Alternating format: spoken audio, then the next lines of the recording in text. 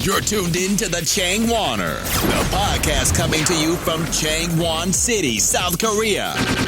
With your hosts, Scott, Adam, and Phil.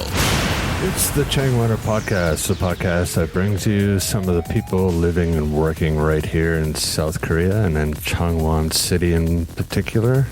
I'm Scott, one of the hosts of the show, and sitting across from me is the other two hosts. We have Phil. Phil, how's it going? It's going great. And sitting beside him is Adam. Adam, how's things? Good, thanks. So it's been just over 3 years, I believe, April 16th, 2014. A tragic, accident happened here in South Korea. A boat that was called the Sewol was making a voyage from, I believe, Incheon to Jeju-do, and something terrible happened. The boat sank, and a lot of lives were perished.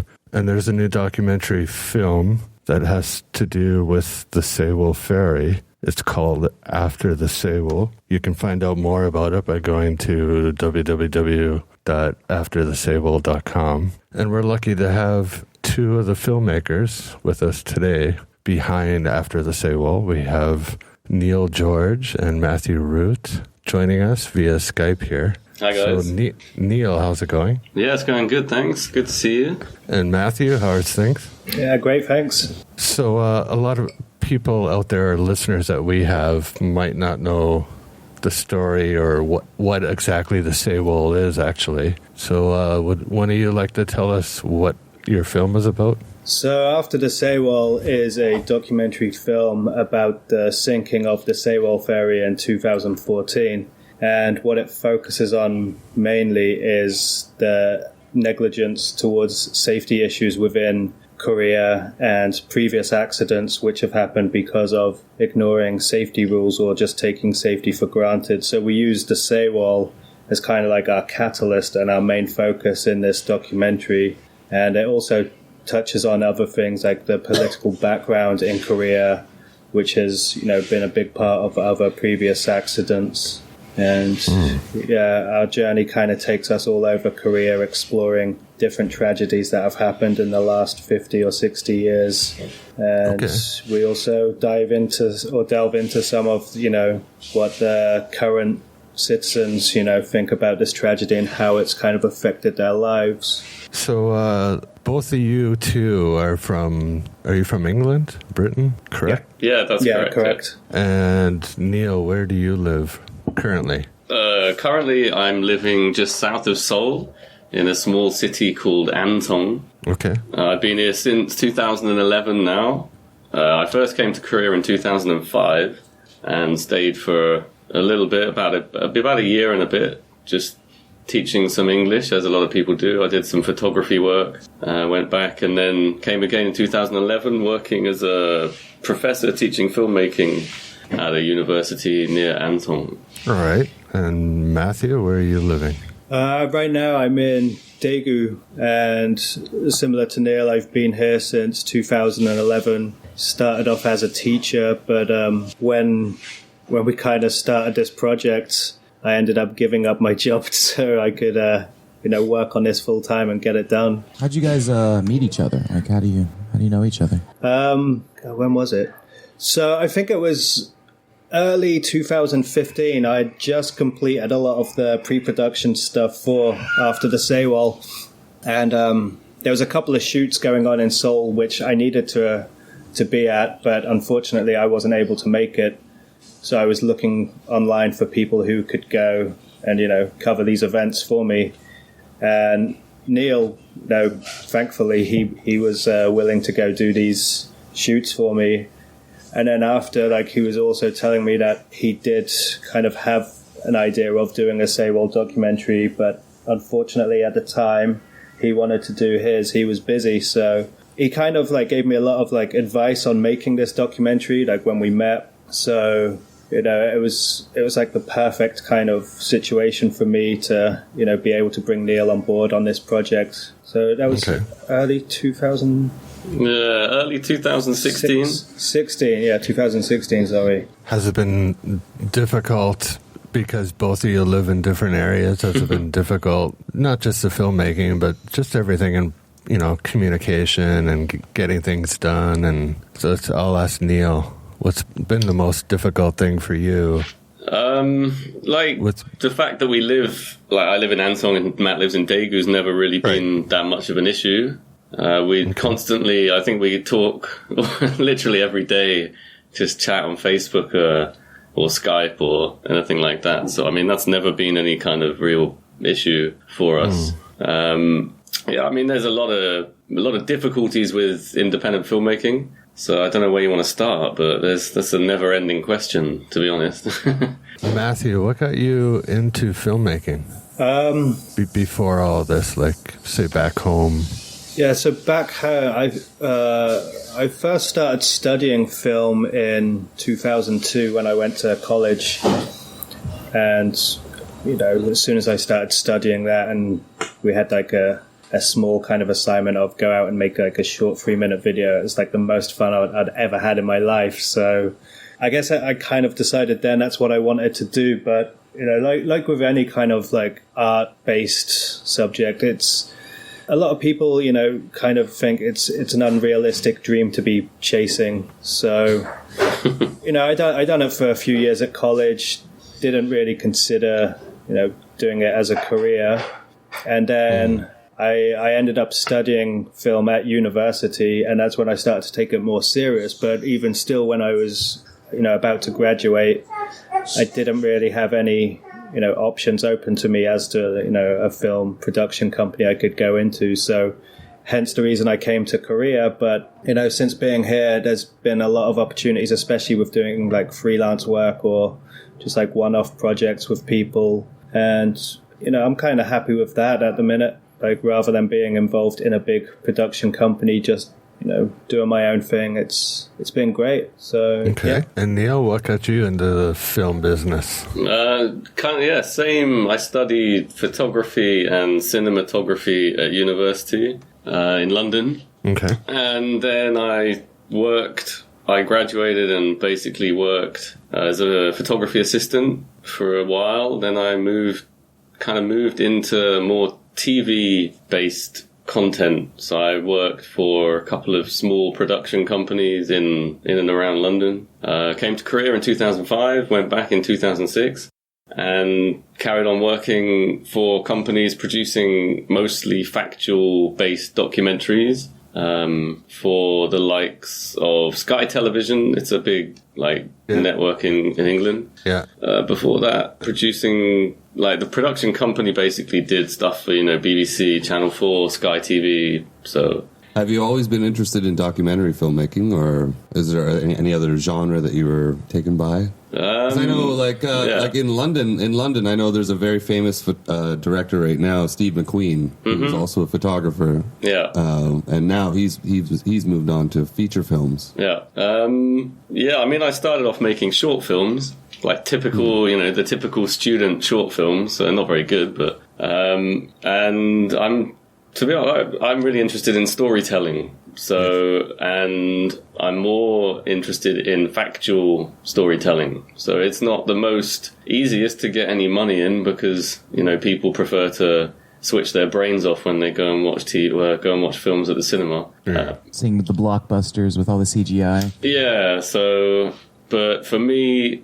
since I've been in Korea, this is my 4th feature documentary now. So, and most of them have been around human rights kind of issues. So I've kind of drifted to the direction of human rights filmmaker at the moment. So, there's not a lot of money in it, but giving something back to society is always quite nice. Yeah. And we have an email question from a previous host of the show. Mm.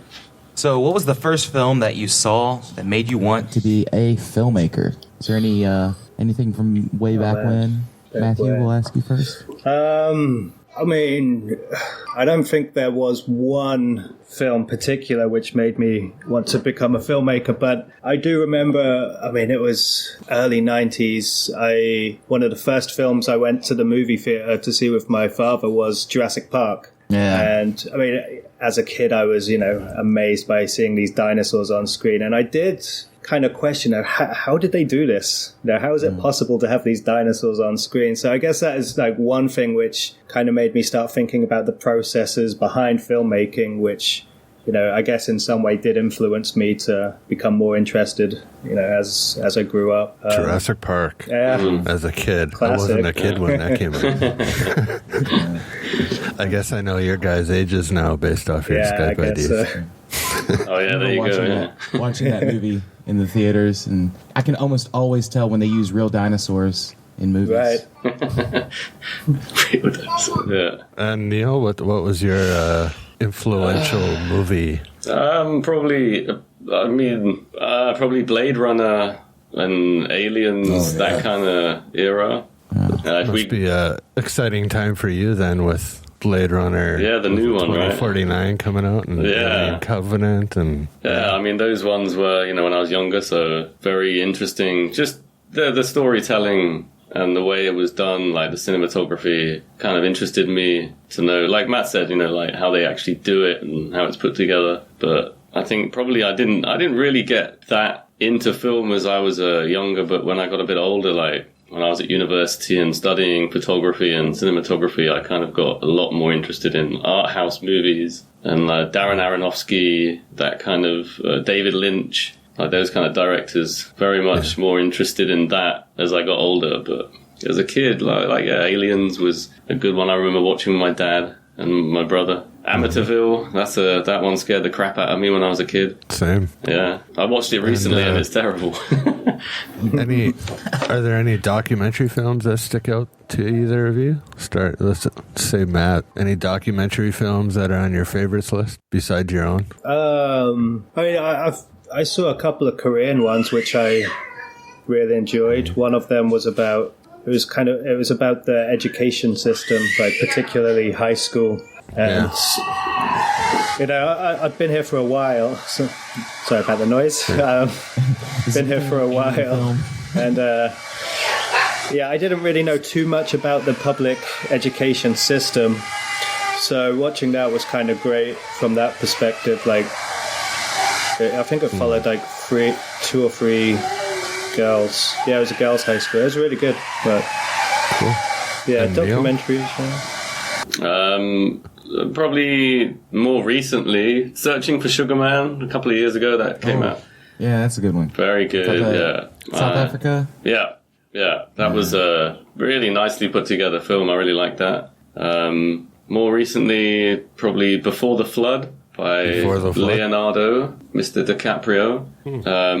The series, don't know if you've seen the series called The Jinx. It was on a... Oh, yeah, that was brilliant. Yeah, that was very clever and very well put together. So yeah, I enjoyed that one. Yeah, I mean, there's endless streams of... I have no idea what this is. So it sounds like you got a young one running around there, Matt, eh? Yeah. You don't have to worry. This isn't a live BBC interview. So if kids run in, that's good. That's good. She's not wearing much at the minute, so.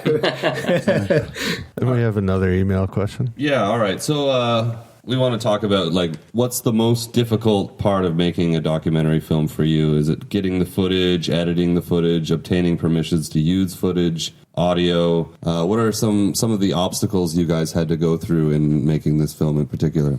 Actually, all of them that you just listed. Yeah, all of the above.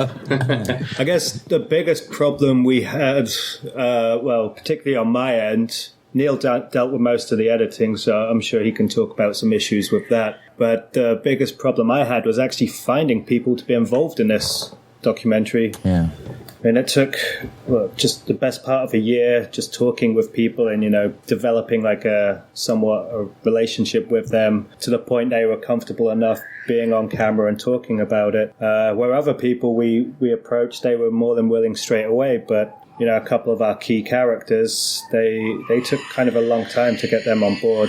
So, I mean, I initially started back early 2015, and my plan was to have it finished in 2015. But, I spent up until February 2016 just talking with the family members and, explaining my idea. And once they trusted in the idea, they came on board. So, I mean, that put me a year behind my original like completion date. Was there much of a language barrier? Yeah, but luckily, you know, every time I went to meet people, we had one or two translators with us. Okay. So, I mean, it was never a big issue. I mean, the biggest language barrier issue we had, I guess, was when it came down to translating all of the interviews that we had conducted. When we had people typing out the Korean and then subtitles. Other people translating that. But I mean, just some of the interviews were like 3 or 4 hour sessions, which we'd done 1 or 2 times. So, you know, that's then like between 6 and 9 hours, which we have to get transcribed and then translated. Were there any people who were reluctant to speak with you? Like if you tried to talk to like government officials or something about this? Or? Yep. Yeah. We tried to contact a couple of different government agencies throughout the whole of 2016, from around, I guess, March on until we basically finished it, and sort of beginning of 2017. Obviously, maybe as some people know, when the accident happened, the president that was in seat at the time basically just disbanded the Coast Guard and created a new Ministry of Safety. So a lot of people didn't know what was going on in terms of like getting answers and to all of the questions that were coming out. So we tried to contact the Ministry of Safety on many, many occasions, were declined every single time via email or phone call. So yeah, that was a bit frustrating to try and get the kind of other side of it. We eventually got a lot of, we had a lot of interviews with the family members, some of the obviously the victims' parents and brothers, but we never got hold of any government people to actually say anything other than, sorry, we're too busy to talk to you. Back to what you were saying earlier, Matt, I noticed in the trailer it's subtitled constantly. So it's really neat to see a movie with different languages subtitled the entire time. I thought that was an interesting part. Yeah, we like doing trailer reviews of Korean movies here, and I think a lot of people would actually watch Korean movies more if they actually had the English subtitles in the theaters. Definitely, for foreigners here. Yeah. It might be different in Daegu, but down here we're always complaining about lack of subtitles. So I mean, they used to do it here, nice. I think. Like with some of the popular Korean movies, they would do like one showing once a week where it would have the English subtitles, but as far as I know, they've stopped doing that. Yeah, so, yeah, it's annoying. Yeah. Back in the day, we used to have to wait till they came out on DVD and go to a DVD bong and watch them there with the English subtitles. But I think they do them in Seoul at a few places. Yeah. And I just want to say that last email question, that was from Paul. So just a shout out to Paul. Shout out, Paul. And we have another email question. It's, what were the original reasons or goals behind making this film? And did that change throughout the process? I'm guessing it might have. And that's coming from Jonathan. Matt, you want to take that? All right, I'm going to try and keep it somewhat short as best I can. Yeah, so actually the day it happened, it's my birthday, April the 16th. So that day, I was actually on my way to this like language exchange class that I was part of, and I was particularly excited because they told me they were going to have me a birthday cake and all that. So, I was going there and I was on the subway and I was just reading on BBC News, I think it was, that there was this accident, but, luckily everyone's safe, nothing to worry about. And that was morning time. It was like an hour after the accident actually occurred. So when I got to my class, I told all of the Korean students, hey, you guys hear about this? Like luckily there's nothing to worry about. And they were like, oh yeah, we didn't hear about it. So I went to show them the news article, but it had changed. And now it said like there was, I think the death count was still like moderately low. But it was still saying that a lot of people were unaccounted for. They weren't able to rescue people. And at the time I was just like, did I make the mistake? Did I read something wrong earlier? Or has the news like suddenly changed? And I was really confused by that. And actually that kind of state of confusion I was feeling kind of grew like as the weeks went by, because nothing was kind of being answered, which I wanted answered, like why was the news changed? Why weren't they able to rescue these kids, etc., or the people on board? Like why did the crew leave? And I mean, that kind of pushed me in a way to explore some of these answers. Like why did this happen? You know, Korea is a very developed country. This shouldn't happen. And you know, and also coincidentally at the time, I was planning on, you know, settling down, getting married and having kids. And that kind of like further pushed me, especially once we got into production and we found out about, you know, other accidents which have happened in Korea, you know, even like accidents which happened, you know, recently within the last year. It kind of pushed me even more to like finish this film, which hopefully raises some awareness to these safety problems, which, you know, can help get these resolved and, you know, action being taken. So that's what initially, you know, got me involved in it. The confusion I felt at the time, and then wanting to start a family kind of kept me going and kept pushing me to complete this film. Yeah. And Neil, during the whole process of making the film, like, let's say whatever your original reasons were behind it, was there a moment or something during the process that changed things for you? Probably after we did the first round of interviews with one of the fathers, and also we did an interview with a brother. We our Korean is reasonable. We can understand enough of what was being said, so it was, you know, highly emotional content. But we didn't. I don't think we kind of fully grasped exactly what we'd be looking at. And we really wanted to talk to some of the divers who were involved in the actual rescue and recovery. So we luckily and fortunately, one of the fathers introduced us to two divers. And I went up to Seoul to meet them and talk to them. And towards the end of the interview, one of the divers basically started talking about this other ferry accident that had happened in Korea. Oh. And we were... Obviously, I was not listening properly to what he was saying because someone else was doing the interview. I was doing all the cameras and everything else. And a bit later on, we had the transcriptions back and all the translations back. And I read this and was like, what? Like, what just happened? Like, this is insane. So obviously I went and kind of looked into more detail of what he was talking about to understand a bit more about this other ferry accident. And that was... Like, I think I remember writing to Matt on, talking to him on Facebook or something and just saying, man, this film is just gonna, there's just a big can of worms just opened here, and this has just become so much more than a film that was going to be initially just talking about the trauma and how the families were dealing with life after losing their kids. And I mean, after that, obviously we started to look at other accidents, safety-related accidents, and, you know, there's been 4 ferry accidents in Korea post-war, and all of them related to effectively the same kind of thing that happened with the Sewol, which was overloading, too much cargo, too many passengers, bad captaincy, and they're all related to this. So we really, like, that was a huge turning point for us when we found that out. And then obviously we looked at more, and then we talk about the Sampung department store that in the 90s that collapsed due to safety and negligence. There's another one with a bridge, right? Yeah, the Songsan Daegyo, all at the same time. There was 93, the ferry, the Sohae ferry, that was in 93, and then I think the Songsan Daegyo was in 94, and Sampung was in 95, and then... So, you know, there was also some explosions, some gas explosions, I think, around the same kind of period as well, around Daegu area maybe.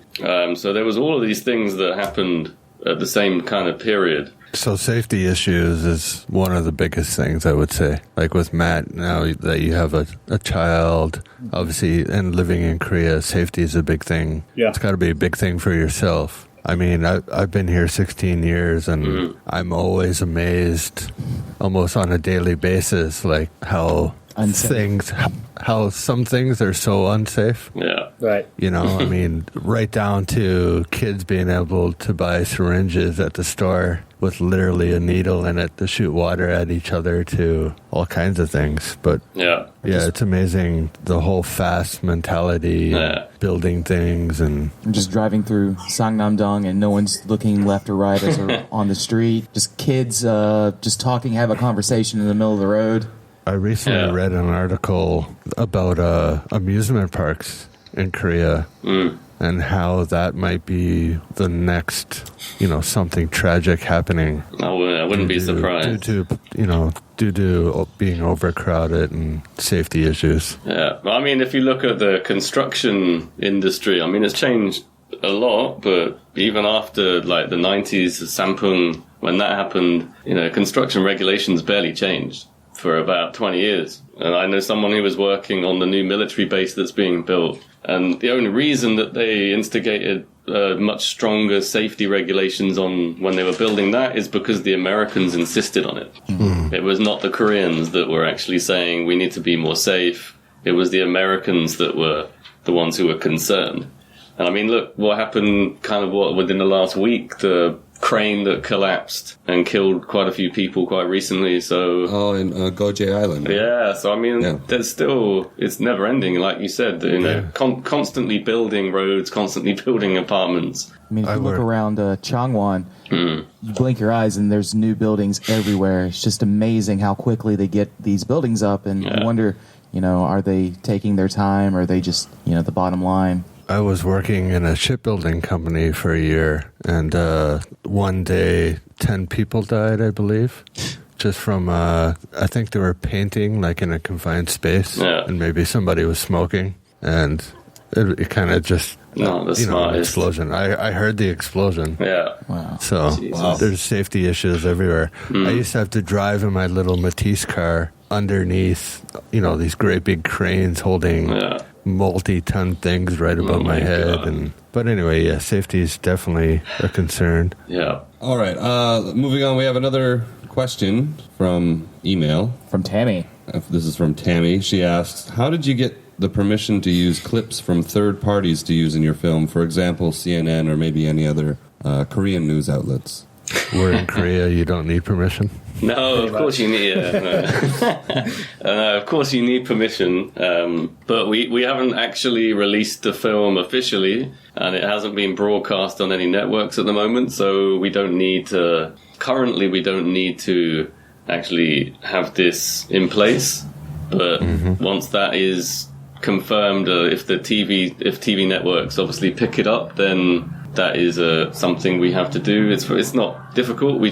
There's places we can just contact. They all have emails and websites that are available, like CNN, for example. That's easy. So just get in contact with them and just buy the rights. It's not cheap, mind you, but depends what it depends what the use behind it is. Most of the footage we took off from YouTube, but which has a standard YouTube licensing is that like agreement. The Creative Commons? Yeah, that kind of thing, yeah. But obviously doesn't relate sometimes to news-orientated footage. So you just have to contact the outlets that you want to use. Some of them, depends on the topic as well. Some of them will give the footage away for free. Other ones obviously pay per minute of usage. So CNN, I think, charge around $1,000 a minute. Whoa. Yeah. So if anyone from CNN's listening in, don't contact us. Get the cease and desist letter. Yeah. Or give us a discount, Help us. So have you shown the movie around in Korea? I mean, I know that you've entered the movie in some film festivals and stuff around here. Yeah, we've gone out to a lot of different international film festivals. There's about 20 different film festivals around the world, trying to spread it out. We're still waiting for most of those to come back with actual notifications. So far I think we've had 7 or 8 notifications. Won the best feature documentary in TMC in London, which is a small film festival, but quite a reasonable film festival in London. And some other minor, small awards, but we're waiting on some of the bigger festivals at the moment. Oscars. Oscars, yeah. And career-wise, we showed the film to the families before we finished it. About a month before we actually had a very final version, we showed the film to the families just to confirm that they were happy with the content and make sure there wasn't anything that they were unhappy with, which they weren't, and they were incredibly positive and supporting the film. So the feedback they gave us was, well, they said it was the best Sewol film that they've seen. So that was great for getting that. I don't know if Matt wants to add anything. That was actually an email question from really? that we got from Lockstock. Lockstock was asking, have you shown the film to the family members, and their response. So, all right, yeah, you're right. You're ahead of the game. Yeah, I mean, we also done one screening in Daegu, one in Seoul, one in Ansong, and another one in Gwangju. And at the Daegu, so most of these were, the Seoul and the Daegu one were pretty much just for the people who helped fund the project and people that worked on it. And at the Daegu one, we had the brother from our documentary, who was it? Like, he lost his brother. He was one of our subjects. He came to it, and I'm actually not too sure what he said about it afterwards. Did he? He said he really liked it. Yeah. Okay. And he's really keen to support the second film, so he's in the second film as well. Okay. And he's helping out to get us some more brothers and sisters to be in it. Right. And some other interviewees. So yeah, he's great. So you're still constantly working on this film? Is that another question? Yeah. I don't know. Well, the first one obviously now is finished. So that one we're just looking at distribution options, obviously film festivals, and trying to just promote that as much as possible. And now we're in production on the second film. So we've just done some interviews for that last week, or last Friday actually, on Friday. We have another interview on Monday, so tomorrow. We have another interview on Monday. And then we're going to Gwangju for the 518 memorial that's happening in around the 18th, 19th, 20th. So we've got a couple of interviews lined up on that weekend. And then we're back in Mokpo at the beginning of June to interview some of the family members as well again. All right, we had one more email question. It's Kim Jong-u asks, is the movie geared towards Korean audiences or good for anyone to watch? And do you think the movie would have appeal to foreign audiences? I think the way we've put it together is definitely, suitable for both Korean audiences and an international audience. I mean, our plan was to try and get this film to as many people as possible. Yeah. So we didn't really want to just, kind of put ourselves in that position where it would only be appealing to either Koreans or an international audience. I mean, it's a big issue in Korea, so obviously we had to make a film which appeals to Koreans, as I guess they are our primary audience. And also we wanted it to be appealing to an international audience because, the more people that see it, the more awareness that gets raised. So I think it's got, it's both appealing to Koreans and, non-Koreans. Okay. Yeah, I agree. I have a question regarding the title. How did you come up with the title and After the Sewol? Well, is there anything behind it other than the fact that it's after the fact? Very good. I mean, we talked about the title quite a lot. Yeah, so Matt, you can probably talk about it a bit more in detail, but well, not really. I mean, it's pretty simple. It was the original idea was to kind of explore what has happened in Korea and how Korean society has changed after the sinking of the Sewol. So, how to make that into a title. So I just thought After the Sewol. Yeah. There wasn't any other working titles for the movie? Nope. The original title was Life After the Sewol, which was just weird. Sucks. If you think about it. Yeah. Yeah, we changed that quickly. Yeah.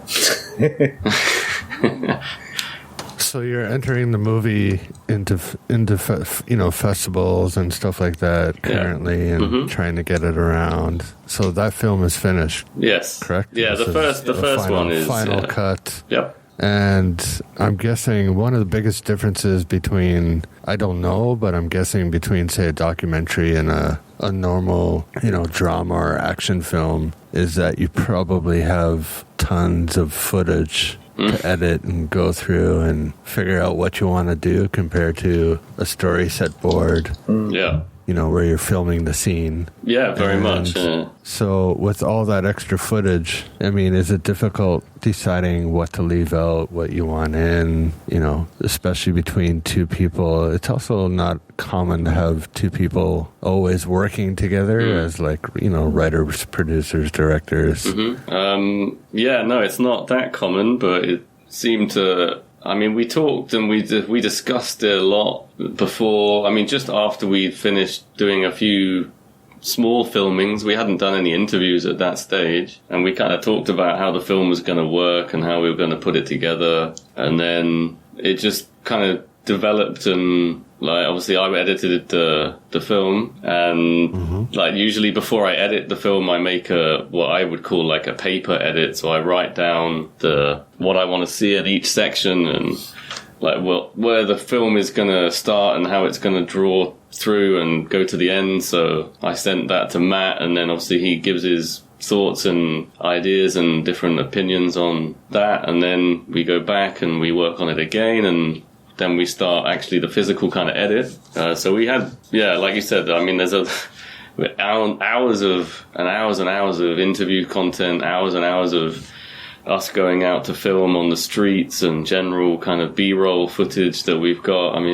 I think we're up to about 20 terabytes now worth of data. Yeah, it must be a lot of footage to go through for documentaries. I can imagine the people who do those reality TV shows and stuff where they're just filming people for 24 hours in a house or something. Yeah. And then having to edit that. But so you had a lot of footage. So what's up next for you guys? So you're obviously promoting the movie. Anything else coming up? Matt, you want to talk? Well, we're hoping to, or we're considering doing a kind of a university tour. So we want to take our film to a lot of universities and screen there. I think that's, for us, that's a good, easy, cheap solution as to, getting our film out. And on top of that, we're just, filming as much as we can for part 2, looking over everything we shot previously, which went unused. In a way, filming so much for the first film was kind of good for us because,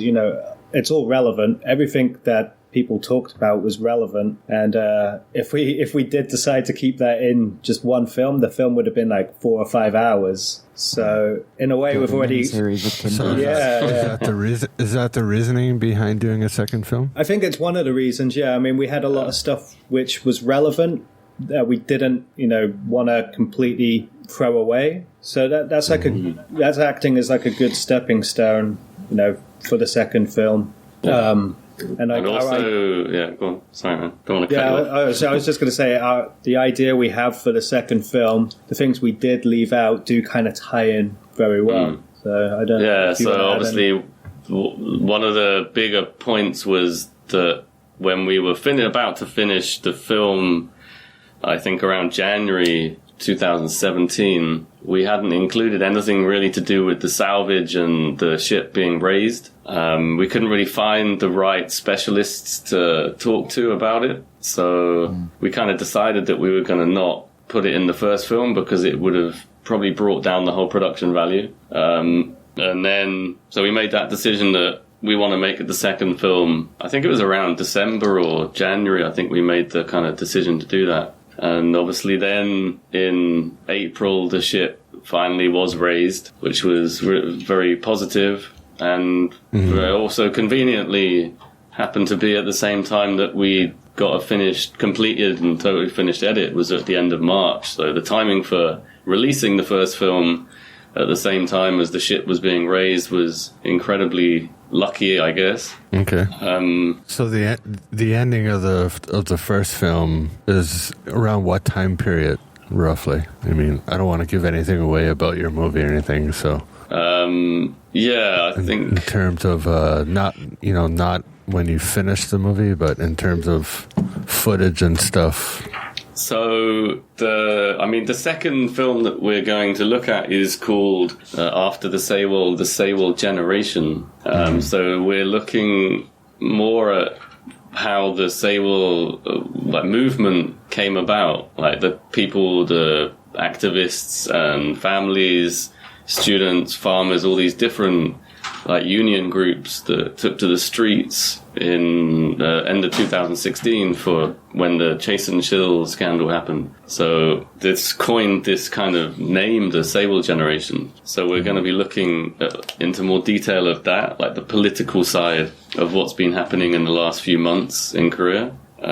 So we actually end the first film has two endings, effectively. One ending is a speech by Bernie Sanders talking about change. So it's very suitable and it sets up the second film very nicely. And the other ending that we have is basically the families and people we interviewed talking into camera, and they talk to the general public, Korean people around the world who watch the film, about things that they want to see change. Not just within Korea. They really felt that, a lot of things that happened were more. There was a lot of global things, like safety is not just a Korean issue, So no.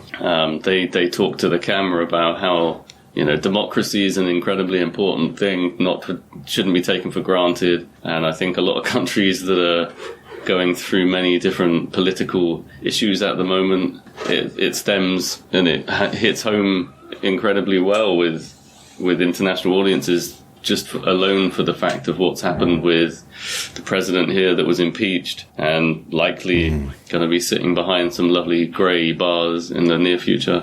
What's going on in America with, the new administration, what's happening in Europe with France, for example, with them electing Macron, and obviously Brexit that happened in the UK where we're both from. So there's a lot of change. There's a lot of interesting political issues happening at the moment around the world. So I think the film really stems, and it's something that people can watch and get something out of, not just in Korea. So yeah, it's really admirable, the Koreans, the society, how they're being able to peacefully protest positively and get things done. I mean, I can't think of any other situation where it's been this powerful, like society has come together. So I agree. It was, I went there, I think I was filming almost every weekend after the first candlelight protest in October, I think the end of October or November time last year. And it was incredible to see the amount of people coming to the street and protesting about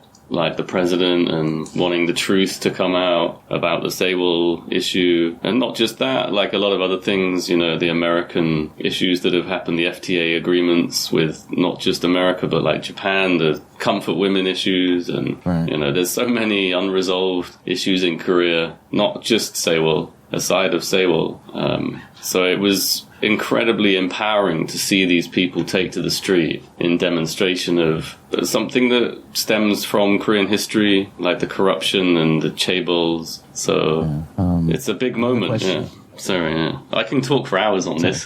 It's fine. We can listen too. Is it difficult to be unbiased as a filmmaker in some of these, especially when there is clearly a side to be taken? Do you try to keep yourself away from taking a side when you're doing the filmmaking, or how does that work? Yeah, I think most when we're filming with the families, for example, it is kind of hard to not, sympathize with them and, choose a side. It's extremely difficult, but then there's other times when you're just out filming general B-roll and it just feels like you're almost just filming, everyday life. So you don't really have to choose a side. But yeah, there was, in the last set of interviews we done, which were they were extremely emotional. It was very difficult to remain, neutral in that kind of scenario. We tried to, we did try to contact the Ministry of Safety. We tried to talk to professors who would be able to tell us, these kind of reasons why certain things were happening. Ministers, we tried to talk to them. So as filmmakers, eventually, we're trying to be unbiased, but there you go, there's Luna. Oh, she's adorable. Say hello, Luna. Say hello. We gotta wait this way, though. Hello. Hi, Luna. Can't hear anything. Adorable. No. Adorable. Can you go play with Mummy?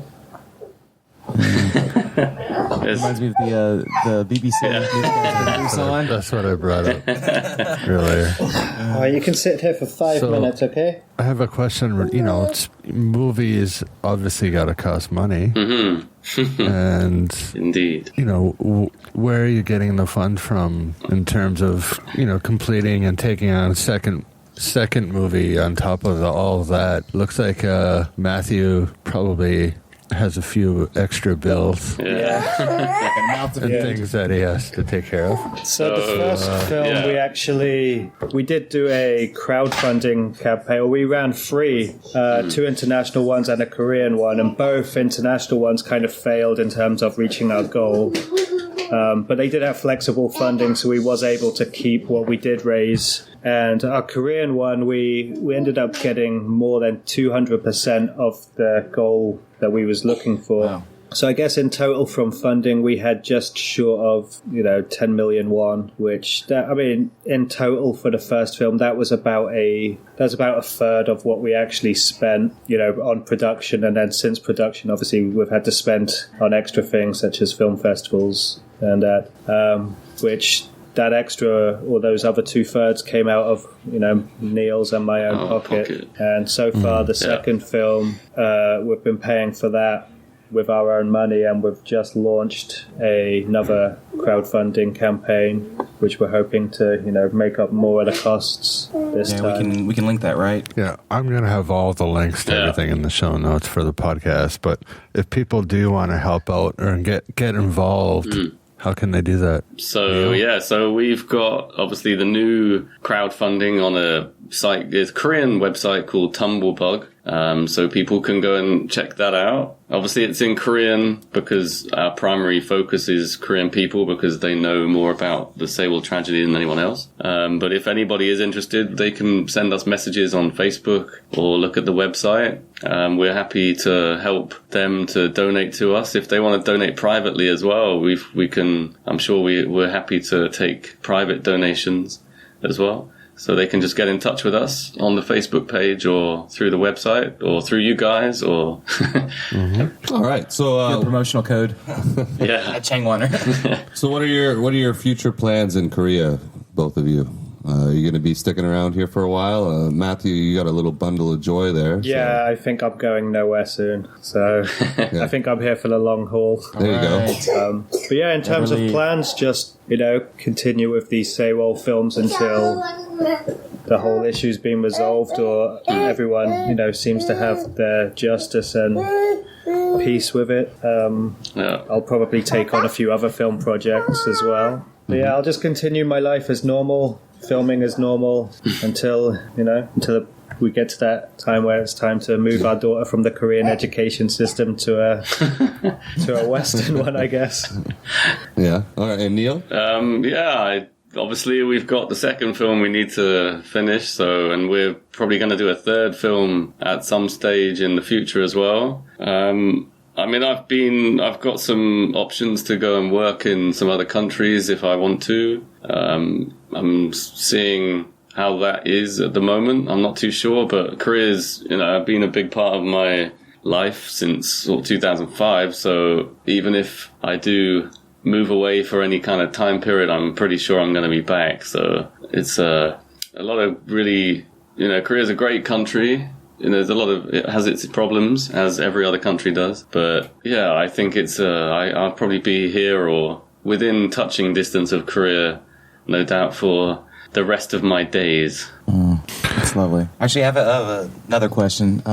How can we watch this movie? Actually, that was the majority of email questions we got was Is there a page where we can make a donation and maybe we did be able to watch it? Yeah, we did release the film for 24 hours on the anniversary. And because the biggest problem we've got is some of the film festivals, they want to have, they call like premieres. So country premieres, worldwide premieres, etc., stuff like this. So it makes it a little bit difficult to release the film anywhere else. But we are trying to organize a lot of screenings around Korea at the moment in some universities and some slightly smaller screening venues. So check out the Facebook page. We are constantly updating news on that. And also, as soon as we do, kind of have the okay to do another online release, we will be definitely doing another one of them, which we hope is going to be pretty soon, actually. So, like Neil said, the best thing to do is just follow the Facebook page or the website where we post all of this information. All right. And I'll have all the links to, all your stuff on the show notes for the podcast and on our website and then on Facebook. Yeah. But if people want to get in touch with you, Neil, how can people get in touch with you? Yeah, well, send me Facebook or just send me some message on the Facebook page. We're constantly checking the Facebook page. We get messages almost every day, I guess, or every other day, asking where they can see the film. So I was going to say you're pretty quick with responding too. Yeah, I mean, almost every message I've sent, literally, I could see the 3 dots going. Yeah, right in time. Well, I mean, constantly editing all the time, and either we're out filming, so we're always kind of within touching distance of a computer or a phone, so it's endless technology. So we like to, we like to keep people informed as much as we can. So when we know it's a little bit frustrating that some people can't obviously see the film at the moment, and we really appreciate that. So, and we appreciate the fact that people are interested in wanting to watch the film. So we are trying our best to, come up with the distribution for it as quickly as possible, and so people can access it or get to see it. So, and Matthew, how can people get in touch with you? Same thing, either via Facebook, whether it be the After the Sewol page or my own page, which is linked on the page. But for any listener who may not have Facebook, however strange that sounds, they can shoot me an email, which I guess we can put in the links. Yeah. Technology. Yeah.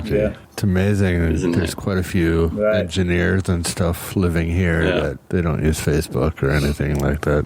But anyway, so we'd like to thank you for being on the show. Yeah, thanks for taking your time, guys. We really appreciate this. Yeah, no, thanks to you. Thanks for having us. Just a quick, if people want to get in touch with myself, you can email me at scott@changwoner.com. If people want to get in touch with Phil.